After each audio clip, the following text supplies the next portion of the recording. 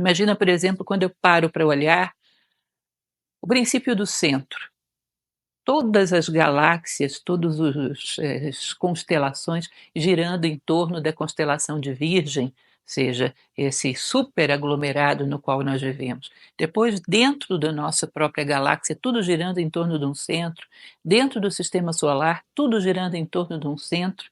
Você percebe que isso dentro de nós, psicologicamente, emocionalmente, também é a mesma coisa. Vocês vão ver que do ponto de vista mental, do ponto de vista de sentido de vida, tem um centro, que é aquilo que você quer chegar a ser. Não estou falando de padrões de êxito, nem de sucesso, nem de nada disso, mas o ser humano que você quer chegar a ser ao final de tudo. Aquilo que você quer ver quando você estiver diante da conclusão do seu trabalho no mundo, ou seja, a construção de si mesmo. Se você tem isso muito firme, princípios muito firmes, e sabe o recado que você quer dar ao mundo, o quanto você quer beneficiar a vida, o quanto você quer ser fator de soma para a vida humana, isso é um centro. E você sente que todas as suas ações ficam coordenadas, tudo gira em torno disso, você não se perde. É o que nós chamamos de desnorteado. Desnorteado é o cidadão que já não sabe mais onde está o norte, ou ele nem acredita que exista norte.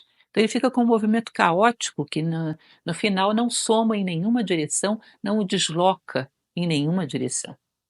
E o que é mais curioso é que aqueles que não têm um centro, não têm um sentido de construção de si próprios, não têm um ideal, não têm um sentido de vida claro, eles vivem no caos e colocam o caos como lei. E tendem a ser um pouco críticos em relação àqueles que têm um sentido de vida válido. Mais uma vez, reitero, cuidado. Eu estou falando do ponto de vista filosófico do sentido de vida relativo ao ser humano que você quer ser, não o que você vai ter, o sucesso ou a fama que vai conquistar. Isso, do ponto de vista da filosofia, é um elemento secundário. Pode ser agradável, mas você pode viver muito bem sem ele. Mas sem deixar alguns defeitos para trás, como dizia Sêneca, certifica de veres morrer alguns defeitos antes de ti. Pelo menos um ou dois a gente enterre antes de terminar essa jornada. E isso sim é um sentido de vida válido, a construção de si mesmo. Se você não tem esse foco, se você não tem esse centro, tudo começa a se movimentar de maneira caótica.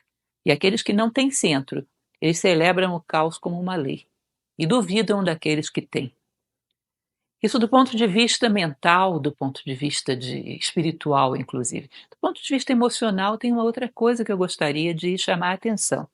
Eu já sou uma pessoa madura, tenho 55 anos, e cada vez mais eu percebo uma coisa: o centro emocional, o sentido de lar, o lugar em torno do qual a nossa psique gira, o lugar em torno do qual a nossa vida afetiva gira, que nos equilibra, que nos dá, que nos assenta, é aqueles ou aquilo que eu amo. Vocês vão perceber que numa certa idade já não há mais muita curiosidade. Não é muito variável essa questão da idade, depende da maturidade que se adquiriu ao longo da vida. Chega um determinado momento que você percebe que o melhor lugar do mundo é o lugar onde estão as pessoas que você ama. É o lugar onde você faz o trabalho que você ama. É o lugar onde você dá a sua contribuição ao mundo. Aquela curiosidade louca, tá bom, vou ali, vou lá, conheço, coisa e tal, mas começa a ficar tudo muito parecido num determinado momento. Várias coisas com vestimentas diferentes, mas no fundo uma mesma tônica. E o único lugar diferenciado, centro em torno do qual a gente gira é aqueles ou aquilo que ama. Esse é lar, melhor lugar do mundo. Então a gente percebe aquela pessoa que um dia teve uma fantasia, queria morar em tal cidade, foi e chegou lá, não suportou a solidão de estar longe de todos aqueles que ela ama. E por muito que o local fosse maravilhoso, nunca é tão maravilhoso quanto a nossa fantasia constrói. E não compensa o fato de estarmos longe daquilo que nós construímos afetivamente.